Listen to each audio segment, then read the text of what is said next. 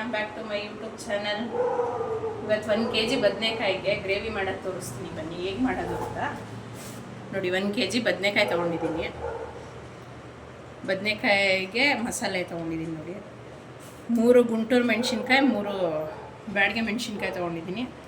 ಒಂದು 3 ಸ್ಪೂನು ಧನಿಯಾ ತೊಗೊಂಡಿದ್ದೀನಿ. ಒಂದು ಫುಲ್ ತೆಂಗಿನಕಾಯಿ, 2 ಟೊಮೊಟೊ, 5 ಪೀಸ್ ಚಕ್ಕೆ, 4 ಲವಂಗ, 2 ಏಲಕ್ಕಿ, ಒಂದು ಚಿಕ್ಕ ಗೆಡ್ಡೆ ಬೆಳ್ಳುಳ್ಳಿ, 1 ಇಂಚು ಶುಂಠಿ, 2 ಮೀಡಿಯಮ್ ಸೈಜ್ ಈರುಳ್ಳಿ, 1 ಇಡೀ ಕೊತ್ತಂಬರಿ. ಬನ್ನಿ ಇವಾಗ ಗ್ರೈಂಡ್ ಮಾಡ್ಕೊಂಡು ಬರೋಣ ಇದನ್ನು. 2 ಟೊಮ್ಯಾಟೊ ತೊಗೊಂಡು. ಇದು ಮೆಣಸಿನ್ಕಾಯಿ ನಾವು ಯಾಕೆ ಇಷ್ಟು ಕಡಿಮೆ ತೊಗೊಂಡಿದ್ದೀವಿ ಅಂದರೆ ನಮ್ಮ ಮನೆಯಲ್ಲಿ ಸ್ವಲ್ಪ ಖಾರ ಕಡಿಮೆ ತಿಂತೀವಿ. ಸೊ ಅದಕ್ಕೆ ಒಂದು 3 ಗುಂಟೂರು 3 ಬ್ಯಾಡಗಿ ತೊಗೊಂಡಿದ್ದೀವಿ. ಯಾಕಂದರೆ ಮಕ್ಕಳೆಲ್ಲ ತಿನ್ನಲ್ಲ ಖಾರ, ನಾವು ಅಷ್ಟೇ ಜಾಸ್ತಿ ಖಾರ ತಿನ್ನಲ್ಲ. ನಿಮಗೆ ಖಾರ ಬೇಕು ಅಂದರೆ ಸ್ವಲ್ಪ ಜಾಸ್ತಿ ಮೆಣಸಿನ್ಕಾಯಿ ಜಾಸ್ತಿ ತೊಗೊಂಡಿದ್ದ ತಕ್ಕಾಗಿ ಧನಿಯಾನು ತೊಗೊಂಡು. ಬದನೆಕಾಯಿ ನೋಡಿ ಈ ಥರ ಕ್ಲೀನಾಗಿ ಕಟ್ ಮಾಡಿ ಇಟ್ಕೊಂಡಿದ್ದೀವಿ. ಈ ಬದನೆಕಾಯಿ ಕಟ್ ಮಾಡಬೇಕಾದ್ರೆ ಆದಷ್ಟು ನೋಡಿ ಕಟ್ ಮಾಡಿ, ಯಾಕಂದರೆ ಅದರಲ್ಲಿ ಹುಳಗಳಿರುತ್ತೆ, ಅದಕ್ಕೋಸ್ಕರ. ಸೊ ಇದು ಕ್ಲೀನಾಗಿ ಮಧ್ಯ ಸೀಳಿ ನೋಡಿ ಈ ಥರ 4 ಪೀಸ್ ಮಾಡಿ ಇಟ್ಟಿದ್ದೀವಿ. ಈ ಬದನೆಕಾಯಿನ ಎಣ್ಣೆಯಲ್ಲಿ ಚೆನ್ನಾಗಿ ಬಾಡಿಸ್ಕೊತೀವಿ. ಎಣ್ಣೆಲಿ ಬಾಡಿಸಿದ್ರೆ ಬೇಗ ಎಣ್ಣೆಲೇ ಅರ್ಧ ಬೆಂದೋಗ್ಬಿಡುತ್ತೆ. ಈ ಬದನೆಕಾಯಿ ಬೇಗ ಬೇಯುತ್ತೆ. ಈಗ ಈ ಮಸಾಲೆ ಇಟ್ಕೊಂಡಿದ್ದಾಳೆ ಕೋಕಿಲ ಎಲ್ಲ, ಇದನ್ನು ಇವಾಗ ಗ್ರೈಂಡ್ ಮಾಡ್ಕೊತಾಳೆ ಮಿಕ್ಸಿಲಿ ಹಾಕಿ. ನೋಡಿ ಇವಾಗ ಗ್ರೈಂಡ್ ಮಾಡ್ಕೊತಾ ಇದ್ದೀನಿ. ಇವಾಗ ಗ್ರೈಂಡ್ ಮಾಡ್ಕೊಂಡು ಬಂದಿರೋಂಥ ಮಸಾಲೆ ಇವಾಗ ಪಾತ್ರೆ ಇಟ್ಕೊಂಡಿದ್ದೀನಿ ನೋಡಿ. ಇವಾಗ ಸ್ಟವ್ ಆನ್ ಮಾಡಿ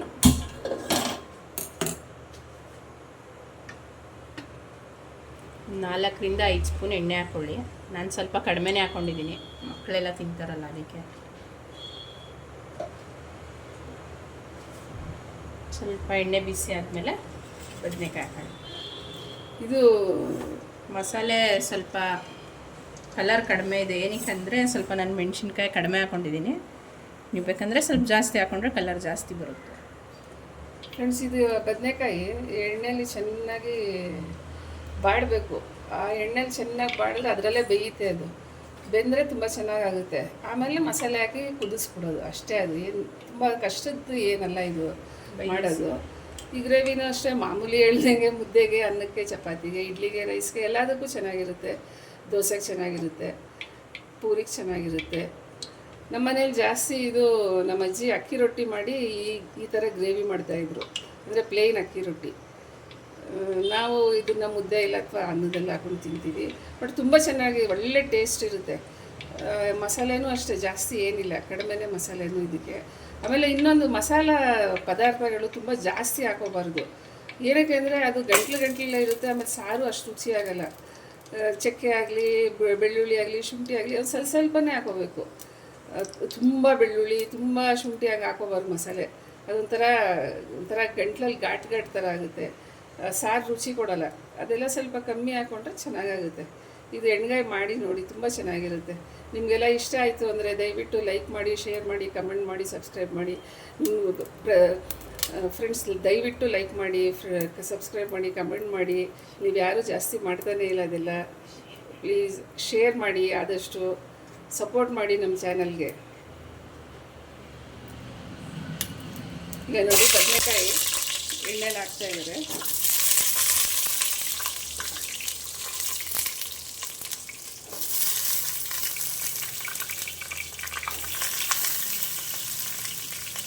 ಫ್ಲೇಮ್ ಸ್ವಲ್ಪ ಜಾಸ್ತಿ, ದೊಡ್ಡ ಫ್ಲೇಮಲ್ಲೇ ಇಡಿ, ಏನೂ ಆಗಲ್ಲ.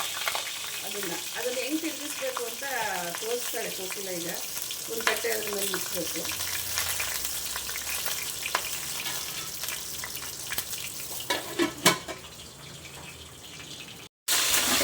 ನೋಡಿ ಸ್ನೇಹಿತರೆ, ಬದನೆಕಾಯಿ ಈ ಥರ ಇದೆ ನೋಡಿ. ಇದನ್ನು ಈ ಥರ ಮಾಡ್ಕೊಂಡು ತೆಗೆದು ಒಂದು 3-4 ಸರಿ ಈ ಥರ ಮಾಡಿಕೊಂಡ್ರೆ ಅದು ಚೆನ್ನಾಗಿ ಎಣ್ಣೆಲೇ ಬಾಡುತ್ತೆ. ಬದನೆಕಾಯಿ ನೋಡಿ ಈ ಥರ ಚೆನ್ನಾಗಿ ಬಾಡುತ್ತೆ ಎಣ್ಣೆಲೇ.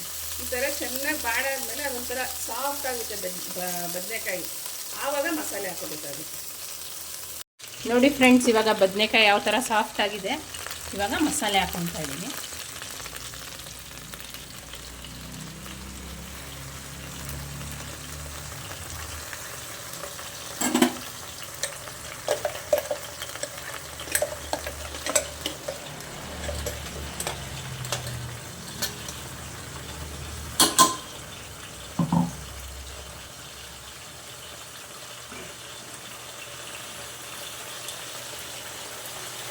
ನೀರು ಹಾಕ್ಕೊಂಡು ಆ ಮಿಕ್ಸಿ ನೀರಾದೆಲ್ಲ ಖಾರ ತಗೋತಾ ಇದ್ದಾಳೆ.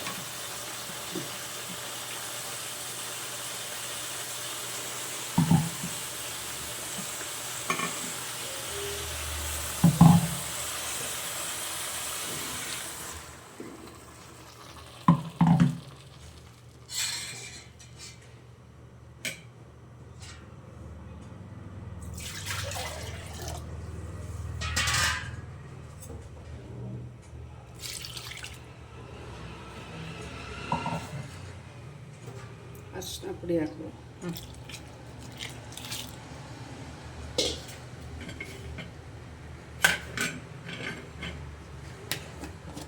ಕೋಕಿಲ ತುಂಬ ಚಿಕ್ಕವಳು ಫ್ರೆಂಡ್ಸ್. ಅವಳು ಏನಂದರೆ ಅವಳು ಮದುವೆ ಮಾಡ್ಕೊಂಡು ಬಂದಾಗಲೇ 19 ವರ್ಷ ತುಂಬಿತ್ತು ಅವಳಿಗೆ.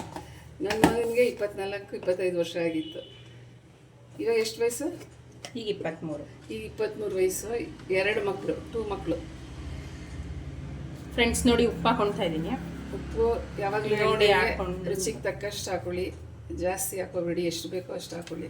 ಉಪ್ಪು ಕಡಿಮೆ ಇದ್ದರೆ ಹಾಕೊಂಡು ಮೇಲೆ ತಿನ್ಬೋದು, ಜಾಸ್ತಿ ಆದರೆ ತಿನ್ನೋಕ್ಕಾಗಲ್ಲ.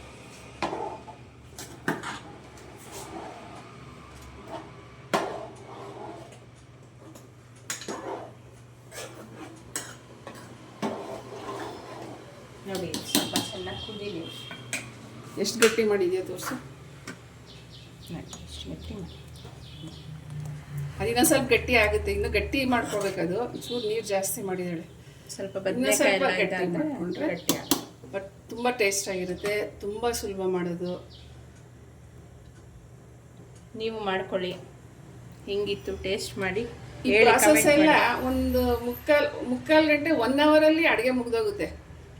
ಅನ್ನ ಸಾರು ಎಲ್ಲ ನೋಡಿ, ಅನ್ನನೂ ಆಗೋಗಿದೆ ನಮ್ಮ ಮನೆಯಲ್ಲಿ. ಇದು ಗ್ರೇವಿ ಈ ಸಾರು ಒಂದಾದರೆ ಆಯಿತು. ನಾನಿನ್ನು ಸ್ವಲ್ಪ ಗಟ್ಟಿ ಮಾಡಿದ್ರೆ ಗ್ರೇವಿ, ನೀರಾಗಿ ಮಾಡಿದ್ರೆ ಸಾರು. ನಾವು ಇದಕ್ಕೆ ಬದನೆಕಾಯಿ ಗೊಜ್ಜು ಅಂತ ಹೇಳ್ತೀವಿ.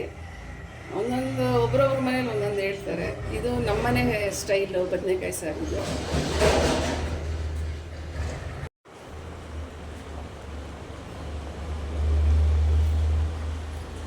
ನೋಡಿ ಸಾರು ಹೇಗೆ ಕುದೀತಾ ಇದೆ. ಚೆನ್ನಾಗಿ ಈ ಥರ ಕುದಿಬೇಕು. ಕುದ್ದು ಮಸಾಲೆ ವಾಸನೆ ಎಲ್ಲ ಹೋಗಿದ ತಕ್ಷಣ ಅಡುಗೆ ಮುಗೀತು. ನೋಡಿ ಫ್ರೆಂಡ್ಸ್, ರೈಸ್ ಮತ್ತು ಬದನೆಕಾಯಿ ಎಣ್ಣೆಗಾಯಿ ಎಲ್ಲ ಬದನೆಕಾಯಿ ಗೊಜ್ಜು ರೆಡಿ. ಸಾರು ಇನ್ನೂ ಸ್ವಲ್ಪ ಗಟ್ಟಿ ಮಾಡಿಕೊಂಡ್ರೆ ಇನ್ನೂ ಚೆನ್ನಾಗಿರುತ್ತೆ. ಇವಾಗ ಸ್ವಲ್ಪ ನೀರು ಮಾಡಿದ್ದಾಳೆ ಕೋಕಿಲ, ಚೆನ್ನಾಗಿ ಮಾಡಿದ್ದಾಳೆ. ಇವಾಗ ಅಭಿ ಊಟ ಮಾಡ್ತಾನೆ, ಟೇಸ್ಟ್ ಮಾಡ್ತಾನಂತೆ. ನೋಡಿ ಫ್ರೆಂಡ್ಸ್, ಅಭಿ ಟೇಸ್ಟ್ ಮಾಡ್ತಾ ಇದ್ದಾರೆ. ಅಭಿ ಯಾರು ಅಂತ ಕೇಳ್ಬೋದು ನೀವು, ನನ್ನ ಹಸ್ಬೆಂಡ್ ಆಗಬೇಕು. ಹೆಂಗಿದೆ ಟೇಸ್ಟ್ ಮಾಡಿ ಹೇಳಿ.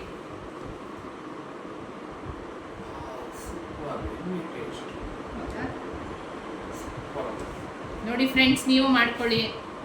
ಟೇಸ್ಟ್ ಹೆಂಗಿತ್ತು ಕಮೆಂಟ್ ಮಾಡಿ ಹೇಳಿ.